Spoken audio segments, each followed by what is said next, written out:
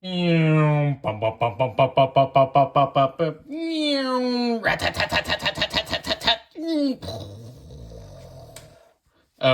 hey guys. Welcome to the workshop. I'm Andrew, and today is part 2 of my look at bronze pilot watches from AliExpress. A few weeks ago, I reviewed this Tandorio on the left. It still is the most affordable bronze watch on AliExpress, coming in at around 100 USD. On the right, we have the Challenger from San Martin, listing at 160 US dollars. So, is it worth it? Well, no spoilers, it really depends on your requirements. Either way, I would hold off on purchasing these until the November 11/11 sale. These should have steep discounts. Let's quickly revisit the pros and cons of the Tandorio. I will leave a link to that older video in the description for you. Price has to be number one here, and that's followed by this very nice charcoal sunburst dial and those interesting cathedral hands. It also has an NH35. Although these share the same 39mm diameter, it doesn't really indicate how chunky these lugs are. So even though it's the same dimensions, the proportions are going to be a lot larger on wrist. The strap also has some cost-cutting features. For example, the buckle is stainless steel and not bronze. There's a little bit of discoloration in the leather. And a viewer pointed out last time that the stitching on here is quite crooked. With that in mind, take a look at the San Martin. We have a much simpler dial. This is the Type A Pilot or Flieger. It was designed to be very simple and legible using a standard time display. Like here, they're usually sterile, meaning no text on the dial, except for these two dots in the triangle indicating 12 o'clock. Because of that distinct matte texture on the dial, it's going to go from a black to a darker gray depending on the light. Also, if you notice, there's a little bit of blue flashing around here on the edge. This does have some layer of AR coating on the underside. You'll also notice that there's a slight bevel to the sapphire crystal, and that's something that the Tandorio doesn't have. It does add 0.2 of a millimeter, if that's something that's important to you. I'm split on the hands. I like the traditional sword shape, and I also like how the loom matches. That's something that we don't get on the Tandorio. However, I'm not a big fan of the matte black edges to the hands. I mean, it matches the dial, but it would look better, that stealth look, on like a titanium or a steel case. I think it would be a lot better here with gloss black, or maybe if we were really lucky, even blued hands. That would have been a better choice. But why don't we check out that loom? Not very scientific. I just left these outside for an hour. You can already tell how much stronger the loom is on the San Martin and that it's going to last a lot longer. Good thing that we did this too, because it really shows how weak the loom on the numerals is on the Tandorio. So if you're a big loom guy, then it's definitely something to take into consideration. The dimensions of these watches only differ by fractions of a millimeter. So in fact, the diameter, about 38.8, is identical. And the lug to lug, 48.5, that's about 0.2 millimeters longer and 0.2 millimeters thicker as well. The weight surprised me here too, because the Tandorio, 76.2 grams, and the San Martin is actually 82.5, so significantly heavier, and I don't think that's coming from the 0.2 millimeters that we measured before.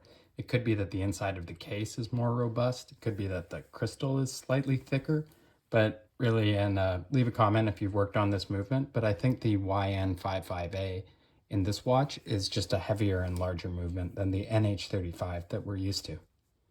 But somehow, regardless of all that, I put this on my pencil wrist, and it seems to sit higher.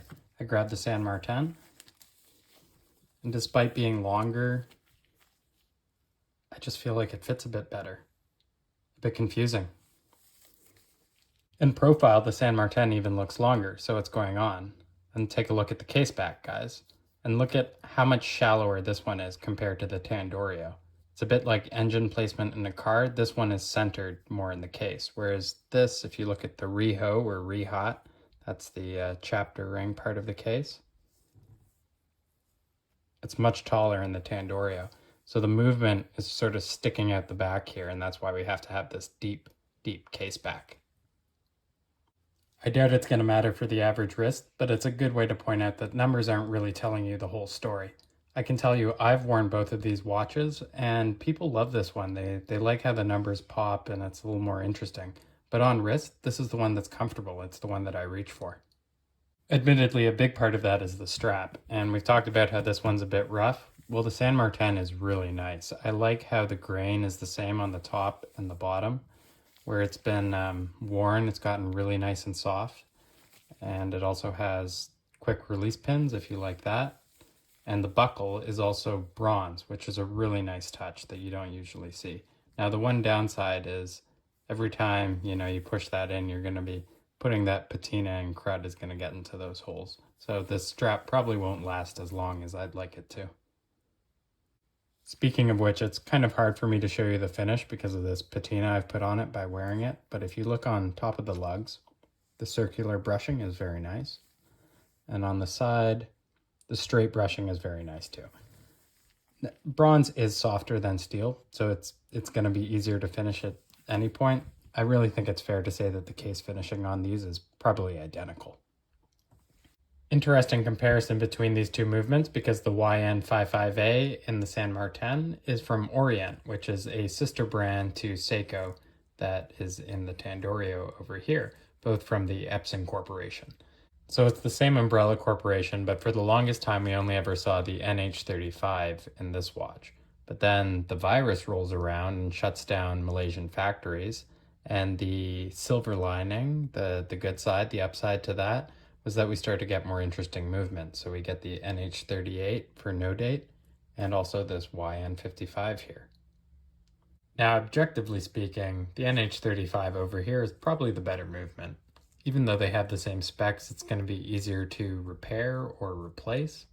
But the thing is, when you see as many NH movements coming through the workshop as I do, it's kind of nice to have something that's a little bit different.